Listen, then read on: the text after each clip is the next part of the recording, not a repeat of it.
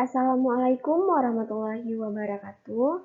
Perkenalkan, nama saya T. Putri Melisa Kamila, NPM 1904-1070-1004 dari Program Studi Teknik Geofisika Universitas Syah Kuala. Jadi di sini saya akan mempresentasikan hasil kerja saya mengenai hidrogeologi dengan dosen pengampu Bapak Dr. Nazli SSI MSI. Sebelumnya, kita harus tahu dulu apa itu hidrogeologi.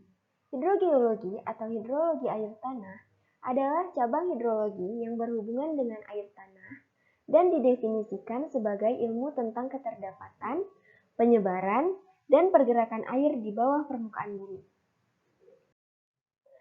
Selanjutnya, saya akan membahas tentang hidrogeologi secara lengkap. Jadi, hidrogeologi merupakan suatu ilmu yang menghubungkan antara material geologi dan proses maupun aktivitas air, khususnya air tanah. Hidrologi mempunyai makna yang sama, akan tetapi penekanannya lebih besar pada aspek kegeologian. Itu menurut Todd pada tahun 1980.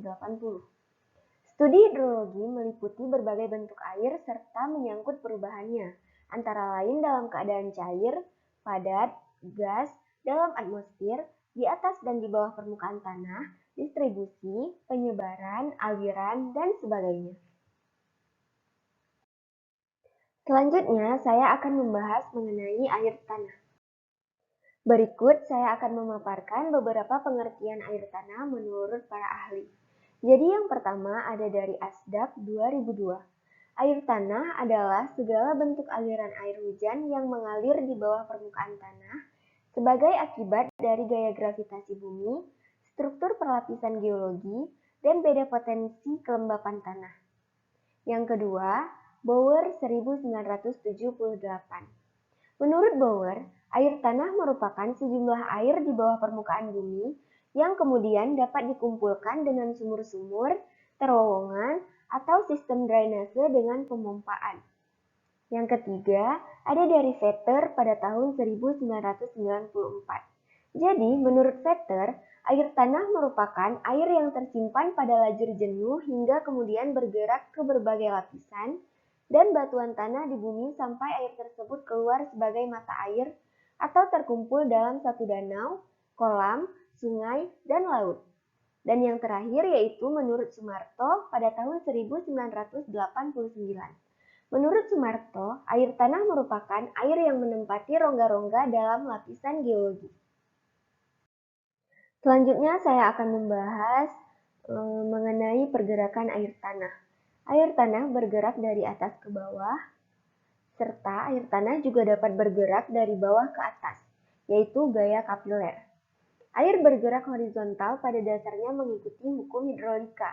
Air bergerak horizontal karena adanya perbedaan gradien hidrolik. Gerakan air tanah juga mengikuti hukum Darcy yang berbunyi, volume air tanah yang melalui batuan berbanding lurus dengan tekanan dan berbanding terbalik dengan tebal lapisan. Di bawah ini merupakan gambar gerakan air tanah dan jenis lapisannya. Lapisannya yaitu ada impermeable strata, confined aquifer, confining stratum, dan lain sebagainya. Selanjutnya sumber air tanah. Jadi sumber air tanah ini dapat berasal dari dua, yaitu dari air hujan atau dari air permukaan di atas tanah. Jadi saya akan membahas tentang sumber air tanah yang berasal dari air hujan. Jadi air hujan yang meresap ke dalam tanah melalui pori-pori atau retakan dalam formasi batuan dan akhirnya mengalir mencapai permukaan air tanah. Yang kedua yaitu air dari aliran air permukaan di atas tanah seperti danau, sungai, reservoir, dan lain sebagainya yang meresap melalui pori-pori tanah, kemudian masuk ke dalam lajur jenuh dan akan menjadi air tanah. Selanjutnya saya akan membahas pembagian air tanah berdasarkan kedudukannya terhadap permukaan. Jadi, pembagian air tanah berdasarkan kedudukannya dapat dibagi menjadi dua. Yang pertama, air tanah dangkal atau phreatic, dan yang kedua, air tanah dalam. Jadi, saya akan membahas satu persatu. Yang pertama, air tanah dangkal atau phreatic umumnya berasosiasi dengan akuifer tak tertekan, yakni yang tersimpan dalam akuifer dekat permukaan hingga kedalaman tergantung kesepakatan, yaitu 15 sampai dengan 40 meter. Dan yang kedua, air tanah dalam. Air tanah dalam umumnya berasosiasi dengan akuifer tertekan, yakni tersimpan dalam akuifer pada kedalaman lebih dari 40 meter. Atau apabila kesepakatan air tanah dangkal hingga kedalaman 40 meter, maka air tanah dalam lebih dari 40 meter. Berdasarkan pelapisannya, bentuk wadah air tanah dapat dibedakan menjadi 4. Yang pertama ada akuifer, aquiclude, aquifug, dan aquitard. Yang pertama yaitu akuifer. Akuifer adalah lapisan atau formasi yang dapat menyimpan dan mengalirkan air dalam jumlah besar. Kemudian ada aquiclude. Aquiclude adalah lapisan atau formasi yang dapat menyimpan air tetapi tidak dapat mengalirkan dalam jumlah besar, seperti lempung, tuf halus, silt, dan lain sebagainya. Kemudian ada aquifug. Aquifug adalah lapisan atau formasi batuan yang tidak dapat menyimpan dan mengaliri, contohnya batuan granit dan batuan yang kompleks.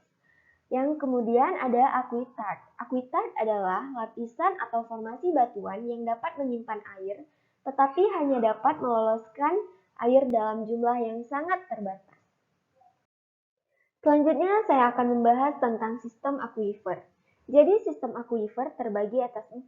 Yang pertama yaitu ada akuifer semi bebas atau semi unconfined aquifer, ada akuifer tertekan atau confined aquifer, ada akuifer semi tertekan atau semi confined aquifer, dan akuifer bebas atau unconfined aquifer. Jadi kita akan membahas satu persatu. Jadi yang pertama yaitu akuifer semi bebas. Akuifer semi bebas adalah akuifer yang bagian bawahnya merupakan lapisan kedap air, sedangkan bagian atasnya merupakan material berbutir halus, sehingga pada lapisan penutupnya masih memungkinkan adanya gerakan air. Kemudian ada akuifer tertekan. Akuifer tertekan merupakan akuifer yang seluruh jumlahnya yaitu jumlah air yang dibatasi oleh lapisan kedap air, baik yang di atas maupun di bawah, serta mempunyai tekanan jenuh lebih besar daripada tekanan atmosfer. Yang ketiga yaitu akuifer semi tertekan. Akuifer semi tertekan yaitu akuifer yang seluruhnya jenuh air, di mana bagian atasnya dibatasi oleh lapisan semi lolos air, di bagian bawahnya merupakan lapisan kedap air. Dan yang terakhir ada akuifer bebas atau unconfined aquifer. Jadi akuifer bebas adalah lapisan lolos air yang hanya sebagian terisi oleh air dan berada di atas lapisan kedap air. Selanjutnya, pada air tanah dikenal dua daerah, yaitu daerah imbuhan atau recharge area dan daerah luaran atau discharge area. Jadi, daerah imbuhan air adalah daerah resapan air yang mampu menambah air tanah secara alamiah pada suatu cekungan air tanah. Tidak semua daerah yang mampu meresapkan air hujan ke dalam tanah dikatakan daerah imbuhan. Air hujan yang jatuh di daerah imbuhan pada awalnya mengisi lajur tidak jenuh dan mengubahnya menjadi jenuh sehingga muka air tanah semakin naik atau dangkal.